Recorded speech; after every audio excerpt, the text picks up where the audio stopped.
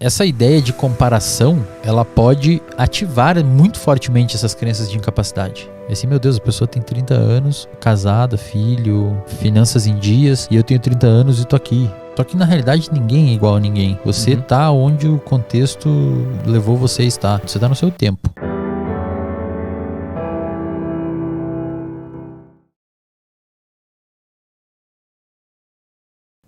As pessoas não têm essa noção, mas a forma que você pensa sobre você, sobre o mundo e sobre o futuro, sobre as suas atividades, sobre o seu comportamento, sobre seus objetivos, muda a atividade do seu cérebro.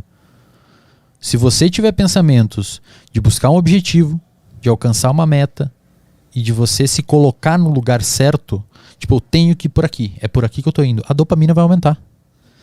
Eu estou no lugar certo, eu estou fazendo um podcast, eu estou estudando para uma residência em medicina, eu estou estudando para um vestibular, eu estou estudando para o Enem, eu estou trabalhando.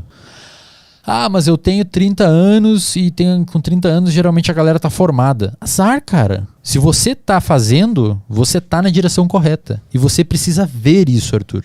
Porque senão você não vai ativar o seu sistema de dopamina e de noradrenalina. Ou melhor, você vai ativar o de noradrenalina e vai desativar o de dopamina. Então você vai ficar agitado, querendo estar num lugar, mas você não tem o neurotransmissor que faz você ir.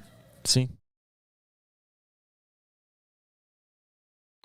Tu acha que a vida moderna na cidade grande, ela criou um estilo de vida que fez o cérebro funcionar todo errado e a gente não consegue mais? Porque, tipo assim, imagina assim, o cara precisa a luz do sol, o cara precisa ter contato com a luz do sol, o cara precisa ter um objetivo, o cara precisa estar indo atrás de um objetivo, mas a vida moderna não permite isso. O cara tá sempre atrás do relógio, o cara tá sempre tendo que fazer algo que ele não traz satisfação para ele. O sistema tá errado em vários sentidos. E aí a gente pode falar, por exemplo, de como as escolas são estruturadas. Por exemplo, adolescentes eles tendem a ter uma vespertinilização. Que isso? Ou seja, eles tendem a acordar naturalmente mais tarde e dormir mais tarde, do ciclo circadiano. É normal para adolescente. Então você pegar um adolescente e botar na escola às 7 da manhã, sentado numa cadeira, cara, você tá indo contra 20 mil anos de evolução. Eu dormia em cima da mochila. E é isso. Cara, é biológico. Se você fazer o seu funcionário não tirar uma sonequinha depois do almoço, você ferrou a produtividade dele. Ou se fazer ele trabalhar sei lá quantas horas depois que voltar para casa e não descansar. E as empresas grandes sabem disso. Vai nessas empresas grandes pra você ver se não tem videogame, se não tem um sofazinho pros caras tirar um cochilinho depois do almoço, se não tem enriquecimento ambiental. Então, se você começar a perceber a forma com que o sistema foi construído, ele vai muito contra o funcionamento do cérebro. Isso é foda. Porque eu fico pensando assim, tu imagina se a gente tivesse criado um sistema que quebra a perna de todo mundo, fisicamente. Tu tá trabalhando e a tua perna tá sempre sendo quebrada. A gente ia parar em um ano essa porra de... Não, peraí, tá todo mundo quebrando a perna. Mas como tá no cérebro, não dá pra enxergar a gravidade não é tão saliente, né? Fica difícil, exato, cara. Fica difícil de você imprimir causalidade. Tipo assim, porra, a galera tá toda doente... Porque não se expõe à luz, porque a gente poluiu o negócio todo e não tem mais luz aqui, porque a gente tem que acordar 4 da manhã e voltar para casa meia-noite e ainda chegar em casa e trocar as crianças e dormir 3 horas, 4 por noite, que é uma das coisas mais patológicas que você pode fazer para o seu cérebro dormir pouco, pelo menos de 6 horas e meia, 7 horas. Esses conhecimentos, eles são concretos, são biológicos, são científicos. E eles deveriam, sim, ser utilizados para fundamentar políticas públicas. Tipo, vamos fazer uma parada que favoreça a atividade encefálica cerebral da pessoa para que ela tenha uma melhor performance e uma melhor saúde mental. Tu atende quantas pessoas mais ou menos? Eu atendo mais ou menos de 6 a 8 pacientes por dia. E tu faz online, né? Faço tudo online. Tu nota a diferença do cara, por exemplo, que mora em São Paulo para um cara que mora numa cidade menor? Boa pergunta. Tu vê uma diferença em comportamento? Porque eu sei que São Paulo é a cidade com o maior número de transtornos mentais do Brasil, ou do mundo, não sei, alguma das maiores. E eu entendi depois que eu comecei a morar aqui. Por que isso acontece? Boa pergunta, porque aqui tá tudo ao contrário, meu. Os caras demoram 2 horas para ir do trabalho para casa, é metrô, é ônibus, e aí o chefe te manda um negócio para fazer à meia-noite. Aqui é uma loucura. E aí você não consegue tempo para treinar. Não consegue. Aí você tem que comer um salgadão na esquina e aí vira uma e aí zona. Vai. Aí tu vê na Paulista os caras de terno largão, assim, com as olheiras de... Exato, cara. É isso que tá acontecendo. Exatamente. Então, assim, não vejo uma diferença, uma muito boa análise. Vou tentar fazer uma associação. Mas a grande maioria dos pacientes que eu atendo hoje, a demanda deles é justamente frear um pouco essa sensação de urgência. E principalmente a culpa de não estar acompanhando esse processo. Isso ferra a galera, cara. Porque você tá num processo, parece que o mundo tá assim e você tá assim. Uhum. O seu ritmo tá atrás. Uhum. E aí você fica ansioso. E quando você tá ansioso, o seu cérebro, a sua percepção de tempo muda quando você tá ansioso. O seu cérebro literalmente vê o mundo passar mais lento. Por exemplo, você tá numa fila de banco, tá demorando. Às vezes tá demorando, você tá ansioso, demora mais ainda. Uhum. A culpa que gera esse não acompanhar é devastador pra galera.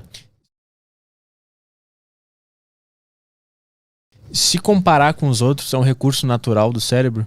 Como assim? Porque se uma das fontes de dor ou de problemas do cara é ver que o mundo tá agindo e ele tá num passo mais lento, é porque ele tá se comparando com outras pessoas que ele vê que estão se movimentando. Com certeza. Então tá lá também naquele cérebro reptiliano se comparar com nossos pares? Não, eu acho que tá mais no córtex pré-frontal. Tá mais na parte externa. Porque você vê a pessoa e você pensa assim, ela tem tais características e eu poderia estar nesse lugar e não tô e tô aqui atrás. Só que na realidade ninguém é igual a ninguém. Você tá onde o contexto levou você a estar. E não é porque você é mais velho ou mais novo que você tem que julgar estar no lugar errado. Você tá no seu tempo. E quando você fica se comparando, você começa... Cara, esse processo das crenças que a gente conversou... Essa ideia de comparação, ela pode ativar muito fortemente essas crenças de incapacidade. Assim, meu Deus, a pessoa tem 30 anos, casada, filho, finanças em dias, e eu tenho 30 anos e tô aqui. Eu tive muito isso na minha vida. É comum. E, cara, pra resolver isso, você tem que pensar, você tem que ter muita calma. E aí que entra um processo de auxílio, até de amigo, de familiares, de terapeuta. Porque muitas vezes você não consegue ver isso de fora, porque você cria um mindset, uma forma de pensar, e é como se você criasse um filtro e só deixasse entrar informações que confirmam aquilo que você pensa de você. Assim, eu sou incompetente. Pô, mas eu tenho... Então imagine que você tem uma crença de incompetência. Não precisa imaginar. Aí eu falo assim, mas cara, você tem um podcast de 160 mil inscritos. Aí você fala assim, mano, tem cara que tem de 1 milhão. Uhum. Ou seja, você transformou uma informação boa em uma ruim que confirma o que eu já achava antes. Exatamente. E aí você precisa começar a mudar essa forma de estruturar seus pensamentos para que você consiga mudar a forma que esses pensamentos alteram sua emoção e alteram o seu comportamento. Uhum. E muitas vezes você não consegue fazer isso sozinho. E aí tem que ou um terapia, amigo, então. Ou se você tem uma capacidade maior de solicitar essas áreas frontais. Tem pessoas que têm uma capacidade imensa de raciocinar, de racionalizar, de falar calma, relaxa, tá tudo bem. Mas tem pessoas que não conseguem. Uhum.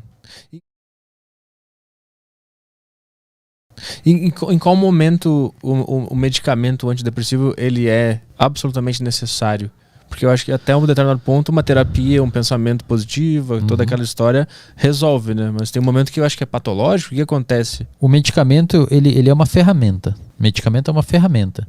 Então, por exemplo, se você tem um paciente com depressão, uma das características principais da depressão é levar o paciente a uma inatividade. Uhum. Então, o que acontece? O paciente, ele não consegue ter um comportamento direcionado à busca de recompensa. Então, ele tem humor deprimido e o que a gente chama de anedonia, que é o quê?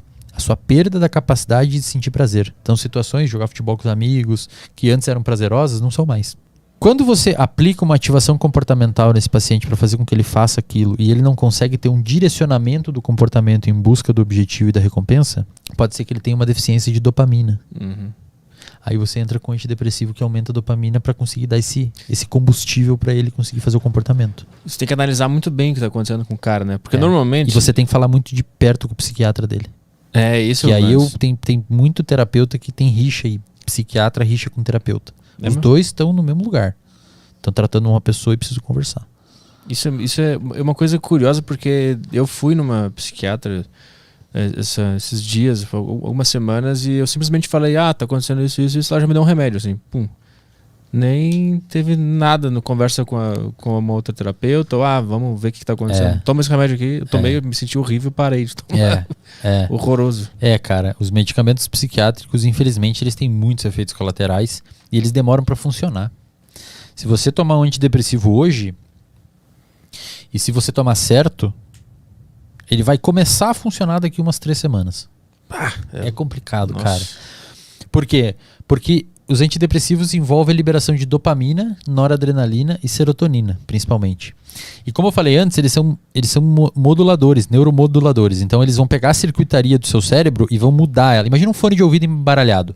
Eles vão desembaralhar o fone de ouvido. Só que isso demora de 2 a 3 semanas. E não funciona às vezes em 30% dos pacientes.